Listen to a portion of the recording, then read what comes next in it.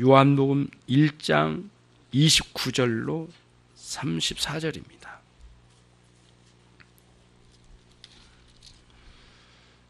제가 읽겠습니다. 여러분 잘 본문을 보십시오. 29절로 34절입니다. 이튿날 요한이 예수께서 자기에게 나오심을 보고 가로되 보라, 세상 죄를 지고 가는 하나님의 어린 양이로다. 내가 전에 말하기를 내 뒤에 오는 사람이 있는데 나보다 앞선 것은 그가 나보다 먼저 계심이라 한 것이 이 사람을 가리킴이라. 나도 그를 알지 못하였으나 내가 와서 물로 세례를 주는 것은 그를 이스라엘에게 나타내려 함이라 하니라.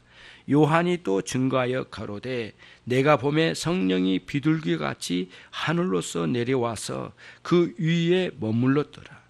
나도 그를 알지 못하였으나 나를 보내어 물로 세례를 주라 하신 그이가 나에게 말씀하시되 성령이 내려서 누구 위에든지 머무는 것을 보거든 그가 곧 성령으로 세례를 주는 이인 줄 알라 하셨기에 내가 보고 그가 하나님의 아들이심을 증거하였노라 하니라. 아멘.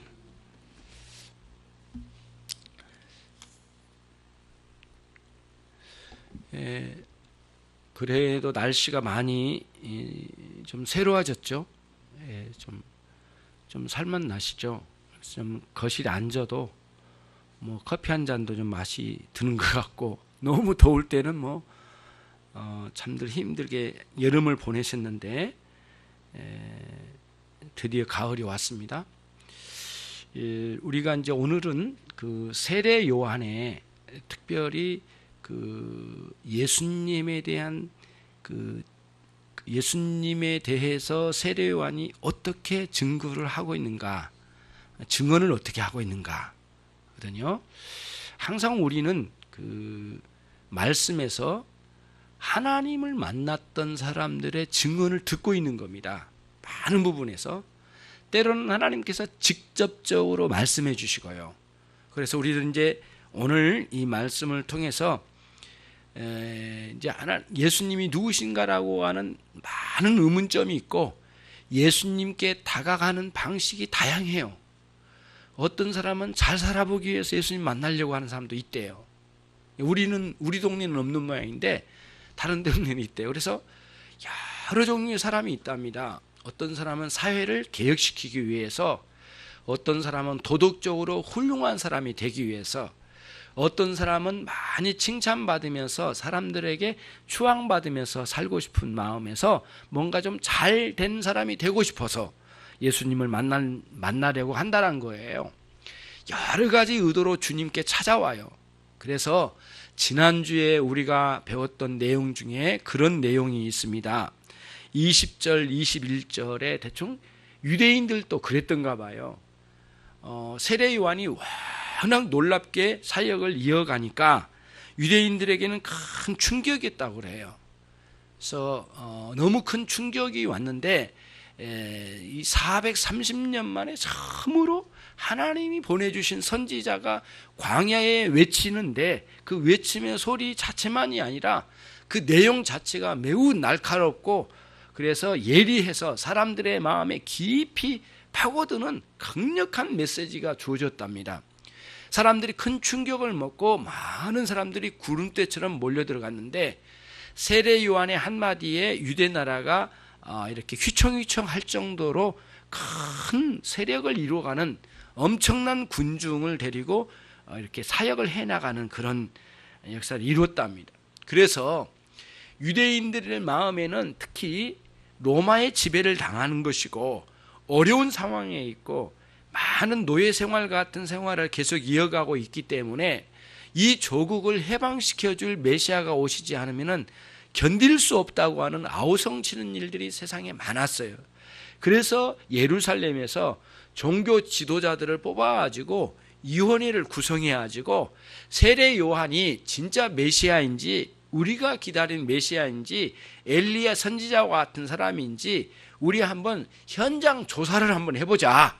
그래가지고 위원회를 구성한 거예요. 그래서 우리가 앞에 19절에서 본 것처럼 유대인들이 사람들을 구성해서 보냈어요. 그 사람들이 뭐냐면 제사장과 그리고 또 거기에 함께했던 제사장과 함께했던 레위인과 그리고 바리새인들이 위원회를 구성해 가지고 현장으로 갔어요. 가서 물어봤죠. 세례 요한에게 물어본 내용이 당신이 메시아입니까? 당신이 그 어떤 특별한 선지자입니까? 엘리야 선지자가 다시 살아나온 거 아니에요? 막 이런 식으로 질문을 던졌어요. 근데 그 질문의 모든 의도가 무엇이냐면은 그런 분이 오면은 이쯤에 잘 됐어. 이제는 이 나라를 다 뒤엎어가지고 로마의 세력 제국을 다 물리쳐버리고 우리를 해방시켜가지고 이 세상에서 가장 뛰어난 민족으로 나라로 세워주면 참 좋겠어.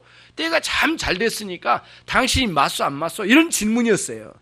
그러니까 메시아를 찾고 그리스도를 찾는 의도가 먼저 찾는 의도가 다른 거죠. 나라를 해방시키고 우리가 잘 살고 뭔가 세상에 뛰어난 사람이 되었으면 좋겠는데 그런 도움을 줄 뿐으로 그분이 당신 아니요? 라는 질문이었던 거죠. 세례 요한에게 잘못 찾아간 것도 문제이지만은 문제는 더 큰 문제는 뭐냐면은 사람들의 마음이 하나님을 찾는 방식이나 의도가 너무 다른 거예요. 그냥 잘 살아보세요. 그러면은 거기서부터 진정으로 하나님을 만나기가 매우 어려운 거죠. 자기 입속을 채우거나 자기가 잘 되고 남들보다 뛰어나고 칭찬받으며 훌륭한 사람으로 되고자 하는 의도로만 찾아간다면 하나님께서는 그런 방식으로 우리를 만나주시지 않으신다는 거예요. 그런 면에서 우리들이 오늘 본문의 말씀을 통해서 우리의 신앙을 쇄신시킬 필요가 있어요.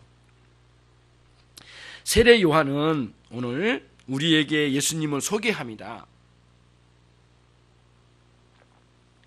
29절에 이튿날이라고 했어요. 그러니까 유대인들이 보낸 그 위원회를 구성해가지고 보내서 제사장과 레위인과 바리새인들이 찾아왔던 날은 그 전날이었던 모양이에요.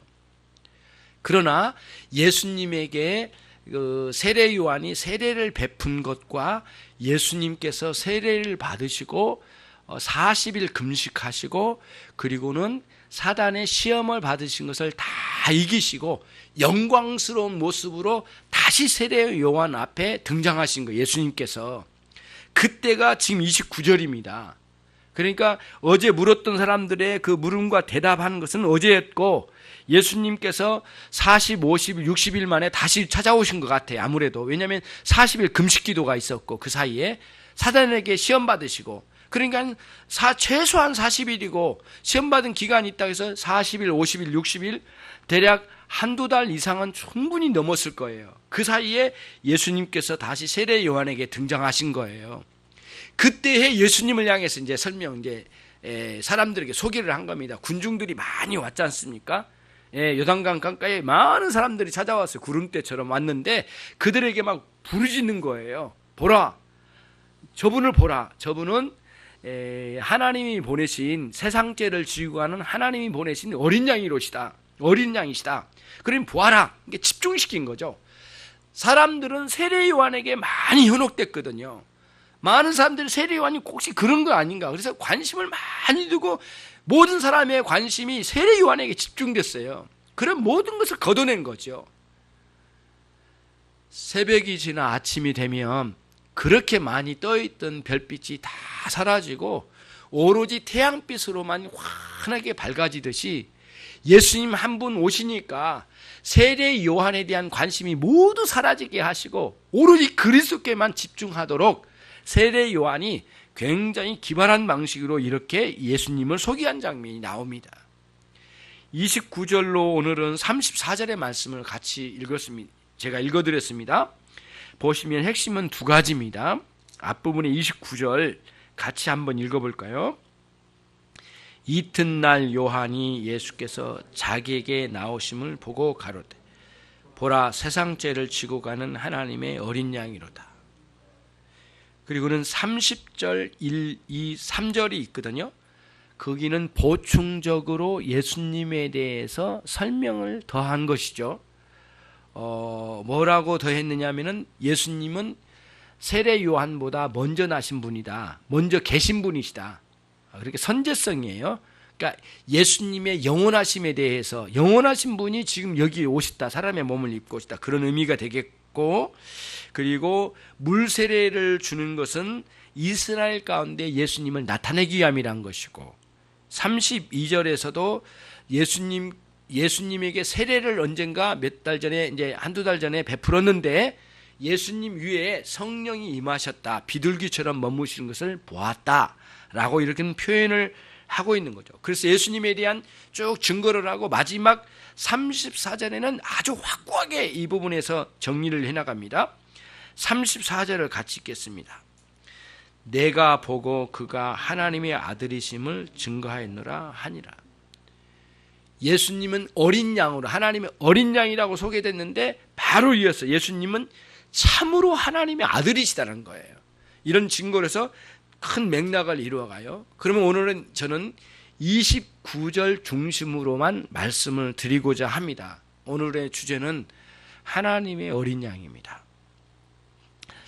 본문을 이제 세례 요한이 여기서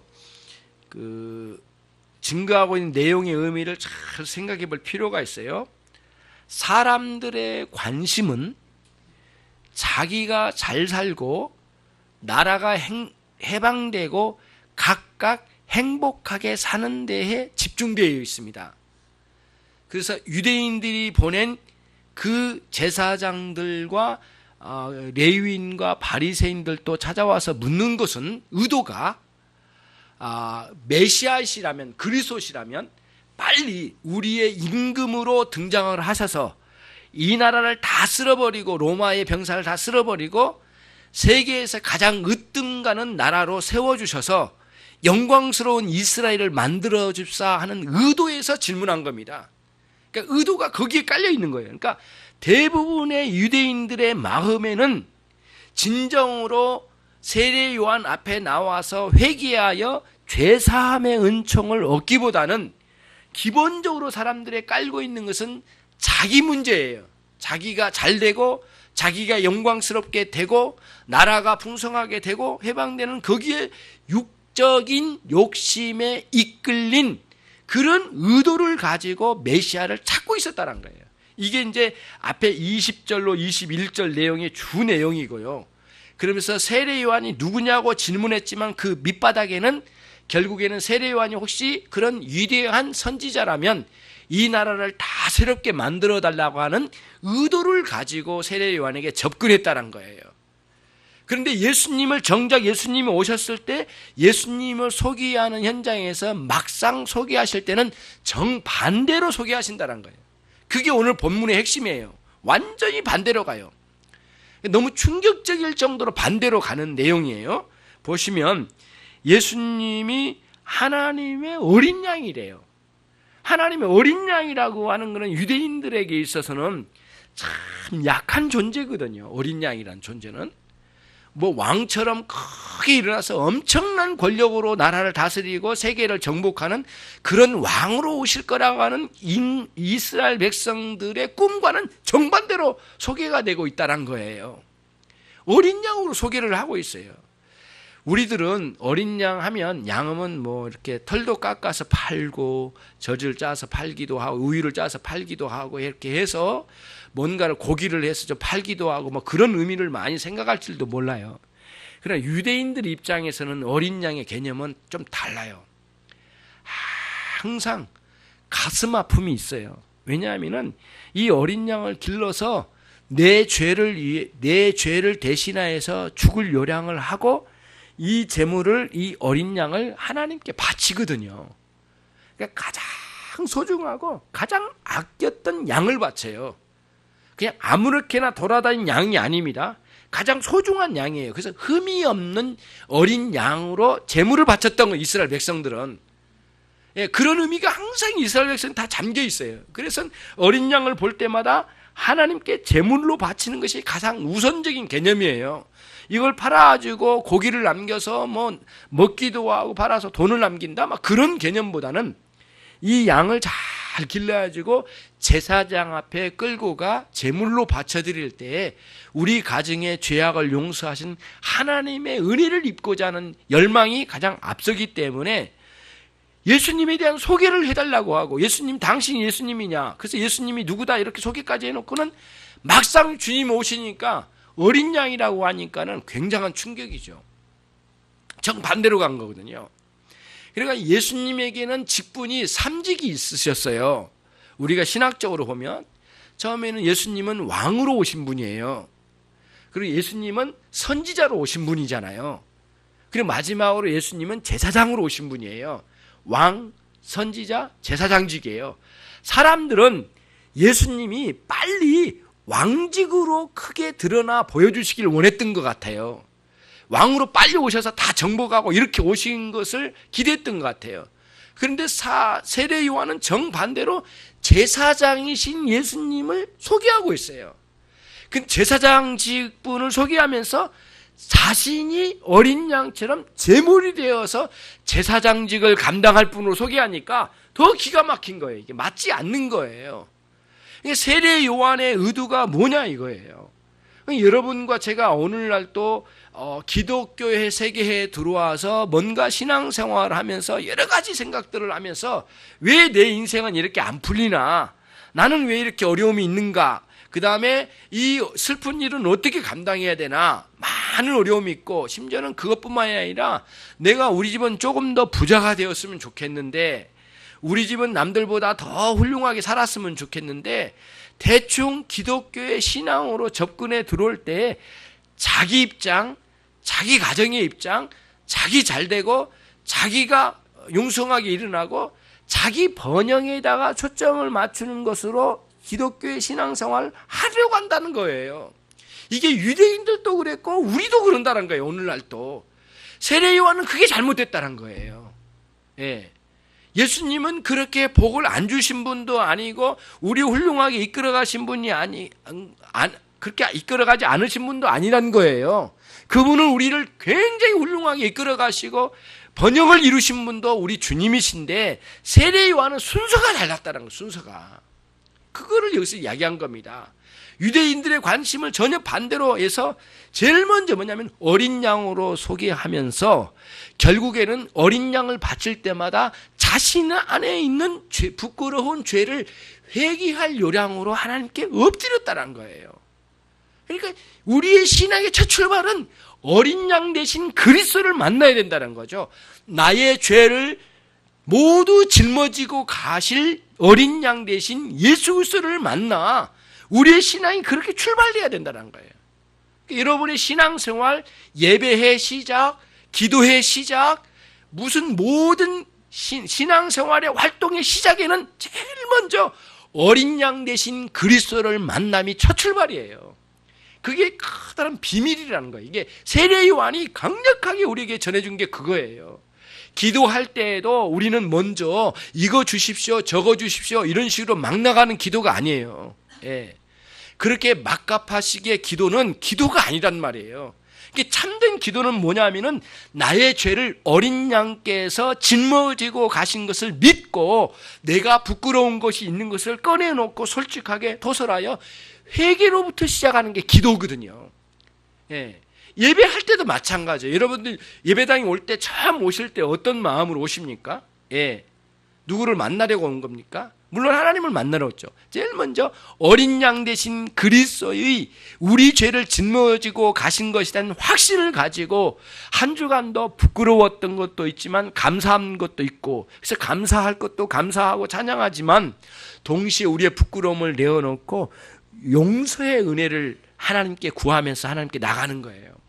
그래서 기독교의 신앙은 겸손으로부터 시작되는 거예요. 두 번째도 겸손이에요. 세 번째도 겸손이에요. 그러니까 겸손하지 못하면 기독교의 신앙이 무너졌다는 의미가 있거든요. 바리새인들이 겸손해 본 적이 있습니까? 다 잘못된 신앙생활이었다는 것이에요. 세례 요한의 핵심은 그래요. 우리의 관심을 우리 번영, 우리 잘됨, 우리가 새로워짐, 우리의 영광스러움, 우리의 여러 가지 성공, 여기에 초점이 있는 게 아니라 제일 먼저 우리는 엎드려져서 하나님께 회개의 마음으로 하나님께 나오라고 선명하게 외치는 거예요. 그래서 세례 요한이 어린 양을 소개를 해요. 예수님을 어린 양으로 소개한단 말이에요. 그게 이 본문의 크다는 핵심이에요. 그러니까 당시에 유대인들이 얼마나 자신들의 번영과 나라의 회복과 그 나라의 영광에 대해서 얼마나 많이 꿈을 꾸었는지 몰라요. 그러니까 메시아만 오시면 이 헬라의 이런 군사를 다 쓸어버릴 거다. 유대 나라가 최고의 나라가 될 거다. 예수님 막상 오셔서 그렇게 안 하신 거예요. 유대인들이 그렇게 화가 난 거예요. 예수님을 죽이려고 하는 목적 중에 하나가, 이유 중에 하나가 그거였어요. 우리가 왕 세우려고 하는데 네가 왜 왕이 안 되냐 이거예요. 당신이 왜 왕이 안 돼요? 우리 왕 세우고 싶은데. 그래서 오병이의 기적의 그 뒤편에 보면 뭐냐면 당신이 우리의 임금이 안 되면 죽여버리겠어 하고 죽이려고 했어요. 그래가지고 벼랑 끝에 예수님을 세워놓고 몇 사람이 밀어붙였어요. 예수님이 그때 피해서 다른 길로 가셨다고 돼 있거든요. 우르르 쫓아가가지고 우리의 임금이 되달라고 하는데 왜 안 되려고 합니까? 그러면 밀어붙였어요. 그러니까 우리의 임금이 될 거예요, 안 될 거예요? 협박한 거죠, 사실은. 거기서 돌아와서 다른 길로 가셨어요. 오병이의 기적 때 그런 일이 다 있었어요. 우리 오병이의 기적에 굉장히 아름다운 모습 보지만은 유대인들에서 가장 추악한 모습을 보았어요. 자기 일속을 챙기기 위한 그리스도를 도구로 삼으려고 한 거예요. 자기 임금으로 만들어가지고 번영을 이루려고 하는 꿈을 꾸었단 말이죠. 우리는 그런 꿈에 빠져있지는 않은지 말이죠. 여러분이 직장 생활에서 그런 걸 이루려고 하는 것이 있지 않겠습니까? 그러나 하나님 그 직장 생활에서 결국에는 그리스도의 그 보배로우신 그리스도께서 나를 위하여 죽으심에 감사, 감격, 회개와 겸손의 마음으로 사람들을 섬기고 윗사람을 섬기고 아랫사람을 사랑하며 그 직장에서, 사업장에서, 가정에서 뭔가를 그리스도의 정신으로 이루어가려고 하는 올바른 정신들이 무너진 이유가 대부분은 이런 식의 유대인들의 신앙의 개념으로 갔다는 거예요. 그거를 멈추라는 겁니다. 그러니 세례 요한은 강력하게 촉구해요. 왕 대신 그리스도를 먼저 만나기 전에, 물론 왕 대신다. 그러나 너희는 어린 양 대신 그리스도를 보아라. 다른 개념으로 보지 말고 너희의 심령이 바뀌지 않는다. 그래서 회개하라, 천국이 가까웠느니라. 그런 회개의 말씀도 거기에 맥락이 같이 맞닿아 있는 거죠. 그래서 회개한 자들에게 물세례를 주었던 거고, 물세례는 그리스도와 연합을 이룬 거고요. 반드시 회개한 자들에게는 물세례를 줬고, 물세례를 받은 자는 바로 그리스도와 연합을 이루는, 그리스도의 한 몸을 이루는 위대한 역사를 이루었다는 거예요. 이게 본문의 핵심적인 요소입니다. 어린 양의 개념이에요. 한 가지만 추가해서 말씀드릴게요. 여러분 잘 들어보세요. 이게 어떤 의미인지. 칼빈 선생님의 해석인데 저는 참 감동이 있어요. 그게 어떤 의미가 있느냐면 이런 거죠. 인류는 모두 죄 가운데 있기 때문에 어떤 방식으로든지 자신 안에 있는 양심적인 거나 또는 종교심에 있어서의 자기의 눌리는 죄의 짊어짐을 풀어내려고 하는 갖은 노력을 다하는 것이 인류랍니다. 모든 인간은 그렇대요. 아무리 대단한 사람도 자신의 양심의 짓눌림과 영적인 짓눌림, 죄의 짐에 짓눌려 있는 상태에 있대요. 그렇기 때문에 언제나 다 뭔가를 해소시키지 않으면 못 견디는 마음이 인간 안에 다 깔려 있답니다. 그리고 어떤 사람은 취미생활로, 어떤 사람은 누구의 선행을 베풀어 가지고, 어떤 사람은 더 좋은 훌륭한 일로, 남들에게 칭찬받을 만한 일들로 해서 그걸 만들어 가지고 자기 안에 있는 죄의 짓눌림을 해소시키려고 한대요. 그래서 하나님께서는 이스라엘 백성들을 가르쳐 주셨어요. 너희는 그런 마음이 있지, 내게 오라. 올 때는 흠없는 어린 양을 가지고 내게 오라. 그래서 어린 양을 가지고 찾아온 거예요. 그런데 문제는 그 다음이에요. 인류의 모든 인생들은 미신적인과 우상적인 개념이 너무 깊이 박혀 있답니다. 존재가 종교성이 있어가지고. 그래서 유대인들이 비록 3년 된 이 양을 가지고 하나님께 나가기는 하지만은 갈 때마다 크다는 유혹을 받는데, 유대인들이 거의 100%라고 보는 게 맞다는 거예요. 뭐냐면은 아무리 훌륭한 신앙을 가졌더라도 그들이 재물을 가지고 하나님께 나갈 때마다 어떤 생각을 갖는, 이런 유혹을 받는데요. 이 양이 이 양이 죽으면서 이 양이 내 죄를 씻어가는 거구나, 이런 유혹을 받는다는 거예요. 유대인들에게 양 자체가 우리의 죄를 씻는다고 하는 것은 미신이에요. 잘못된 개념이에요. 양을 바치는 것은 하나의 표종으로 하나님께 바쳐드리지만 죄의 용서, 죄를 걷어내시고 씻어내신 분은 하나님이시라는 거죠. 그래서 과거에 수천 년 동안 제물을 가지고 제사장 앞에 나갔던 이스라엘 백성들이여, 지금 보라, 여기 오신 이분이 하나님의 어린 양이로다, 이렇게 소개를 한다는 거죠. 무슨 말씀이냐면은 구약의 모든 제물을 드렸던 수천 년 동안 수십만 번 제물을 드렸을 거 아니에요. 그런 제물을 드렸던 모든 제사의 총결산이 여기에 있다는 거예요. 예수 그리스도가, 이분이 결국에는 그 모든 제사의 총결산, 절정에 왔다는 거죠. 그리스도를 만나지 아니하고는, 그런 구약시대 때는 언약으로 예수님이 와 계셨던 거거든요. 언약으로 계셨던 거거든요. 약속 가운데 내가 너희의 죄를 모두 용서하리라. 너희는 재물을 가지고 오라. 재물 자체가 너희를 용서한 건 아니지만 내가 용서하리라. 그때 내가 용서하리라, 그 용서의 비밀 속에는 뭐가 있냐? 최절정, 모든 재물의 최절정은 그리스도가 하나님의 어린 양이시라는 거예요. 그래서 모든 구약의 제사의 제도는 이 예수를 바라보지 않는, 메시아를 약속 가운데 바라보지 않는 모든 제사는 헛거였다는 거예요. 아무것도 아니었다, 의미가 없었다는 거예요. 오히려 미신적으로 접근한 것뿐이었다는 거예요. 그래서 구약 성도들은 모두 마지막 선지자인 세례 요한이 메시아를 소개할 때는 보라, 하나님 세상 죄를 지고 가는, 과거의 수많은 죄악, 앞으로 지을 죄, 현재 지은 죄, 세상의 모든 죄를 하나의 죄로 보았어요. 그래서 여기서 세상 죄를 단수로 나왔어요. 복수로 안 나와 있어요. 하나의 죄로 설명해요. 세상 죄를 짊어지고 가는 하나님의 어린 양이로다 라고 선언을 한 거예요. 그런 의미로 여기에 제시되고 있습니다.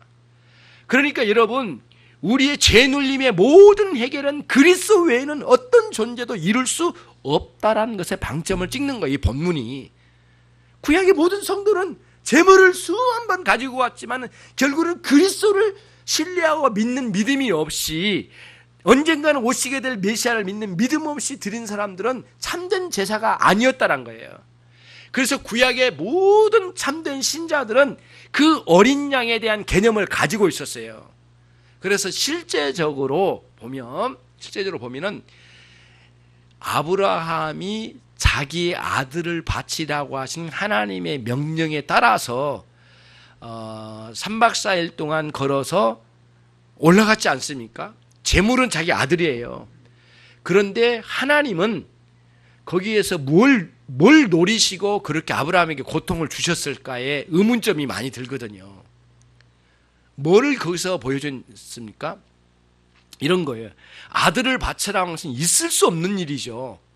그런데 하나님의 음성이 너무 뚜렷하고 확실하게 하나님 말씀하시니까 거기에 대해서 순응을 해나갔던 거거든요.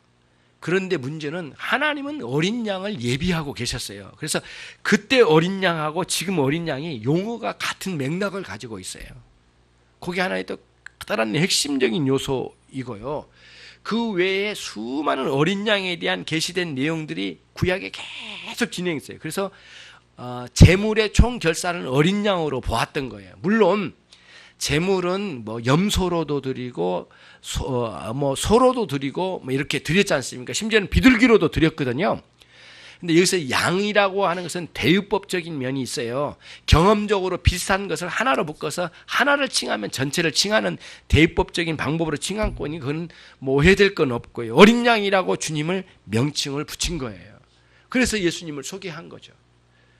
그러니까 우리의 신앙의 방식이 굉장히 잘못된 부분을 완전히 새롭게 정립시켜 나가는 게 세례 요한이에요.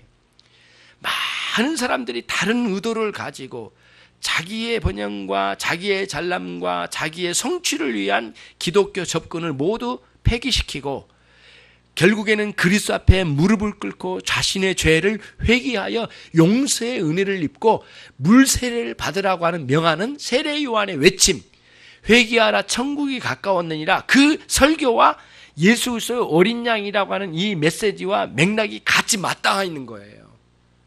여기 세례 요한이 지금 여기서 부르짖고 있는 거예요. 이야기하려고 하는 의도입니다. 이게 굉장한 의도. 그럼 여기서 이제 한 가지 여러분이 같이 이해를 해야 될 게 그거예요. 세상 죄를 지고 간다라고 이렇게 말씀하신 것에 어떤 의미가 있느냐고요. 아니 나를 믿는 자들의 죄를 지고 간다, 이렇게 우리의 믿는 자들의 죄를 지고 간다 이렇게 말씀하지 않으시고 세상 죄를 지고 가신다 이렇게 했어요. 유대인들에게만 묶여져 있는 복음이 그리스도의 오심을 통하여 인류 전체에 흩어져 있는 이 죄악을 모두 다 멸하시기 위하여 어린 양으로 오셨다는 거예요. 그리고 또 하나 우리가 이해할 수 없는 부분이 31절이에요. 한번 본문을 보세요. 같이 읽겠습니다. 시작. 나도 그를 알지 못하였으나 내가 와서 물로 세례를 주는 것은 그를 이스라엘에 나타내려 하려 하십니다. 그러면 여기에 참 중요한 게 있네요. 여기서는 세례 요한이 이스라엘에게 예수님을 나타내 보이려고 물세례를 준다는 거예요. 그럼 아까는 세상의 모든 죄라고 하더니 여기서는 또 이스라엘에게만 나타난다고 했는데 이게 이제 우리들의 의문이에요.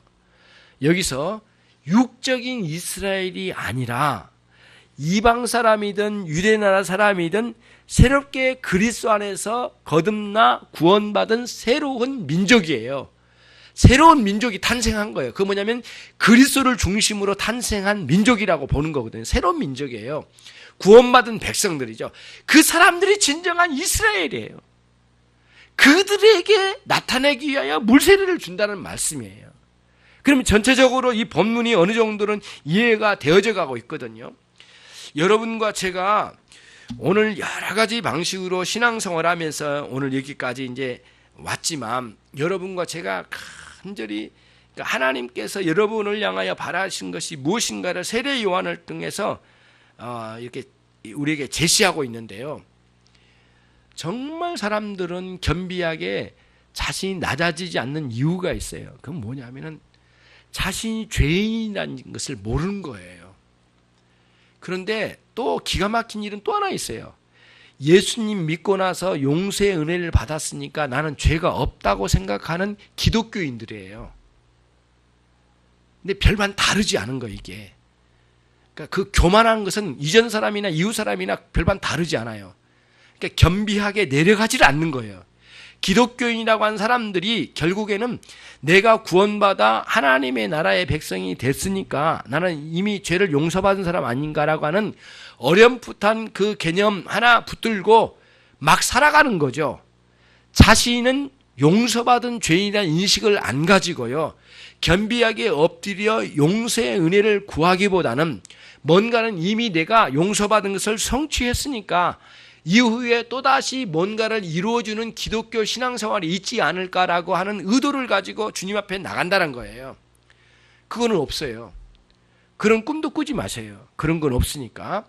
무슨 뜻이냐면은 반드시 여러분 일생을 통하여 우리의 삶은 회개의 삶이에요. 이게 이제 뭐냐면은 계속 회개의 삶이에요. 그 다음에 그 은혜에 대한 감사의 삶이에요. 그러니까 감사, 회개가 계속 우리에는 끝없이 펼쳐져 가는 거예요. 그래서 칼빈 선생님은 뭐라고 했느냐면은 이렇게 한 사람이, 한 인간이 하나님께 이렇게 딱 돌아왔지만, 이렇게 확 돌아섰지만, 끝없이 하나님께로 가까이 나가는 회개의 삶을 살아가는 사람이래요. 딱 돌아서서 멈추어 있는 사람이 아니래요, 우리는. 지속적으로 하나님께로 가까이 나가는 과정에 회개가 필요로 하다는 거예요. 이게 안 이루어지면 절대 우리는 신앙생활의 올바른 길을 갈 수가 없다는 거예요. 그래서 오늘 또 보라 세상 죄를 지고 가는 하나님의 어린 양이로다. 그리스도를 바라보지 않으면 안 되는 거죠. 그래서 히브리서 기자가 이런 말씀을 남기잖아요. 12장 2절에 우리의 믿음의 주가 되시고 우리의 믿음을 온전케 하신 예수를 바라보자. 우리의 믿음을 온전하게 이루어 가신 분이 예수님이시래요. 우리의 믿음, 저와 여러분의 믿음의 주인 되신 분은 예수님이시래요. 내가 주인이 아니에요. 우리의 믿음은 우리 주님이시래요.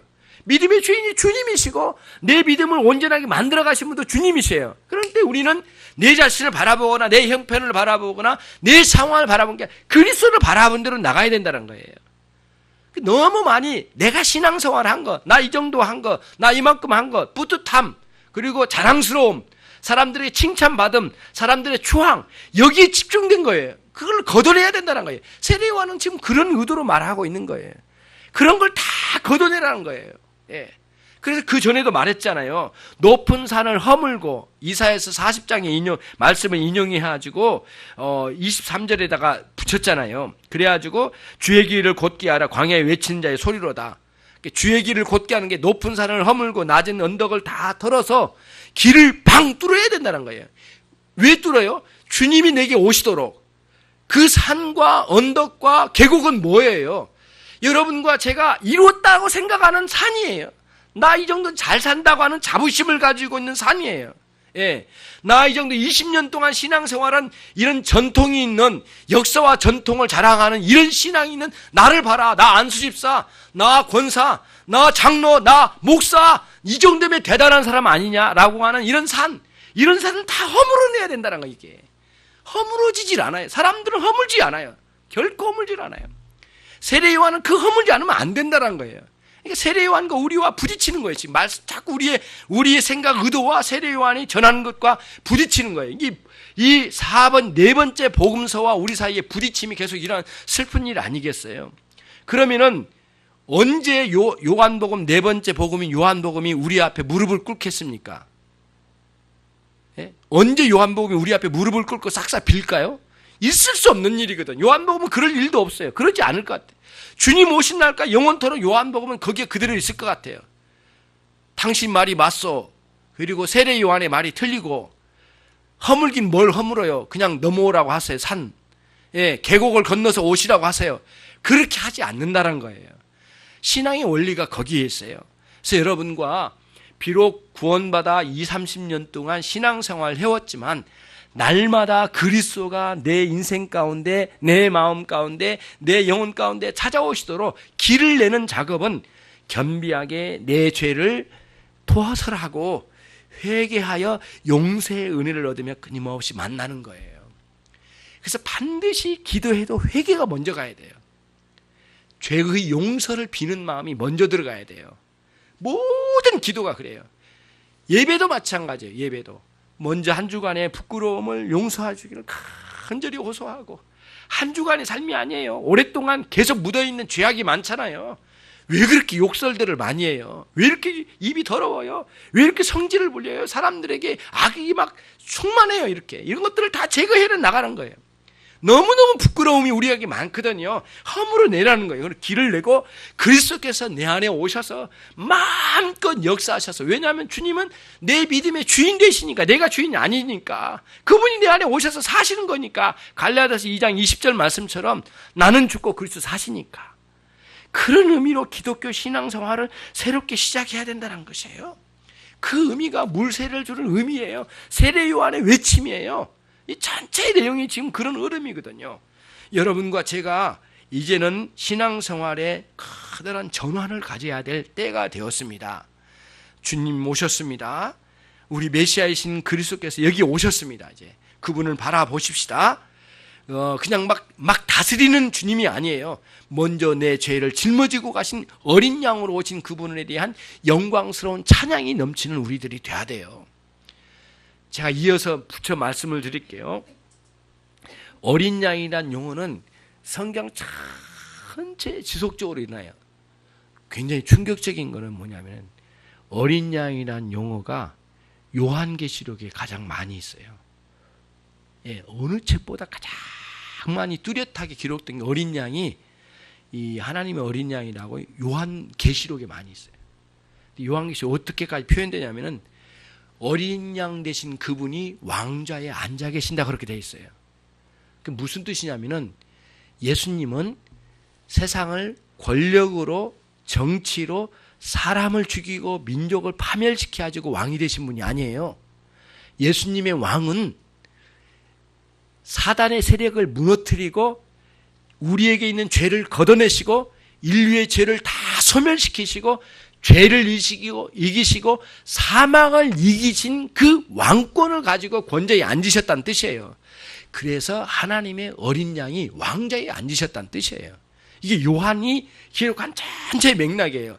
이 요한복음을 기록한 요한계시록을 기록한 요한 사도가 요한복음에서 어린 양, 하나님의 어린 양을 계속해서 이걸 증거해내요. 그래서 요한 사도가 보는 관점에서는 그리스도는 하나님의 어린 양으로 확 꿰뚫어져 있는 부분이에요. 이분은 전체 신학적인 흐름이 하나님의 어린 양으로 구축된 신학을 구축했다 해도 과언이 아니에요. 그래서 세례 요한은 요한 사도의 선생이잖아요. 선생의 메시지의 가장 핵심만을 이야기해요. 다른 이야기 안 합니다. 어릴 때 세례 요한이 어떻게 태어났네 이런 거 다 제거해요. 핵심적인 가르침의 중심적인 것만 딱 가르쳐요. 여기서 요한 사도가 의도가 그거거든요. 그래서 요한계시록을 딱 기록할 때 어린 양 대신 그리스도가 왕 되심을 적으세요. 여러분의 왕, 저의 왕, 우리 모두의 교회의 왕 되신 그리스도를 경배하는 것이 천국 가서 해야 할 일이에요. 지금부터 그걸 연습하고 그거를 계속 실행해 나가는 것이 우리의 신앙생활이에요. 다른 게 아니에요, 여러분. 그래서 여러분, 예수님 어린 양 되신 그리스도를 영원토록 찬양하는 것, 내 죄를 용서하신 왕 되신 그리스도만을 찬양하는 것이 우리의 인생의 목적이에요. 열심히 돈 벌어서 열심히 집 짓고 살아가는 목적도 뭐냐면은 그 어린 양 되신 예수님을 찬양하기 위한 것이에요. 이게 하나님의 영광을 향한 거예요. 이게 창조의 목적이에요. 인생의 회복의 목적이란 말씀이죠. 그것을 전체적으로 맥락을 가지시고 새로운 신앙생활로 이어가는 여러분이 되시길 바랍니다. 만약에 어린 양 대신 그리스도를 먼저 인식하지 못하고 아무렇게나 신앙생활한 것은 거의 의미가 없어요. 기도하겠습니다. 이 시간 우리 함께 기도하시도록 하겠습니다. 기도하실 때 하나님, 어린 양 되신 그리스도 앞에 무릎을 꿇습니다. 하나님, 한없이 부끄러운 저희들을 새롭게 해주시고 우리 주님과 끊임없는 동행의 삶을 살게 해주옵소서. 이제 세례 요한으로부터 소개받은 어린 양 되신 그리스도를 향한 집중하는 신앙생활을 하게 해주십시오. 같이 함께 기도하겠습니다. 사랑이 많으시고 자비하신 하나님 아버지, 세례 요한을 통하여 증거된 어린 양 되신 예수 그리스도를 바라보게 해주심을 감사합니다. 일생 영원토록 어린 양 되신 그리스도를 바라보는 신앙으로 세워져 가게 해 주시길 원합니다. 우리의 신앙의 의도도 바뀌어지게 해 주옵소서. 하나님 아버지, 용서의 은혜로 말미암아 아버지 하나님의 우리에게 짓눌려 있는 죄의 짐을 거두시는 그리스도의 놀라운 은총의 역사가 우리에게 가장 우선적으로 필요하오니 하나님 아버지, 우리의 죄를 모두 사멸하시고 영원토록 어린 양 되신 하나님의 어린 양 되신 그리스도를 바라보는 신앙으로 살아가도록 매진시켜 주시길 원합니다. 각 심령들의 신앙을 바꿔주시옵소서. 이제 하나님 아버지, 어린 양 되신 그리스도를 찬양하는 것이 우리의 인생의 목적이 되게 해 주옵소서. 영원토록 우리 주 예수 그리스도를 찬양하는 신자들이 되도록 하나님 전환시켜 주옵소서. 그리하기에는 우리가 점으로 하나님 어린 양 되신 그리스도 앞에 무릎을 꿇고 회개하는 심령으로 날마다 나가는 회개의 삶이 계속되어지기를 원합니다. 자비하신 하나님 아버지, 이미 구원받은 은총을 입었사오나 여전히 우리에게는 죄를 회개하는 회개의 삶이 일생 동안 계속되어야 되겠사오니 하나님의 이런 바른 신앙의 길로 인도해 주옵소서. 자비하신 하나님, 모든 성도들을 어린 양 되신 그리스도의 만남을 갖도록 축복해 주시옵소서. 예수 그리스도의 이름으로 기도 올리옵나이다. 아멘.